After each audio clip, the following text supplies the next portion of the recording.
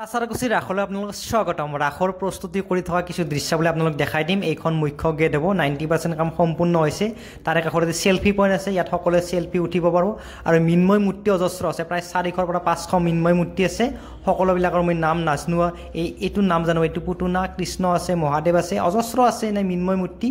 মই যিবোৰ আপোনালোকক দেখাই দিম সকলোবোৰৰ নাম কৈ যদি সম্ভৱপৰ নহয়। দেখা পাইছেনে এই ষ্টৰটোত অজস্ৰ মৃন্ময় মূৰ্তি আছে, মাটিৰ মূৰ্তি আছে।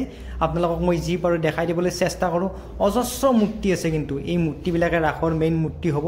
দেখা পাইছেনে গাইছ? আৰু এতিয়া মীনা বজাৰৰ কাম চলি আছে, মোটামুটি কাম হৈছে, কিছু কিছু কামে বাকী আছে। আৰু এইটো আপোনাৰ ভিতৰ ভাগত মন্দিৰ, এই মন্দিৰটো মই দূৰৰ পৰাই আপোনালোকক দেখাই দিছোঁ। দেখা পাইছেনে?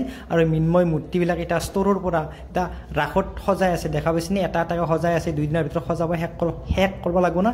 দেখা পাইছেনে? এইবিলাক মৃন্ময় মূৰ্তিবিলাক সজাই আছে। আৰু এতিয়া এখন মাৰ্কেট হ'ব।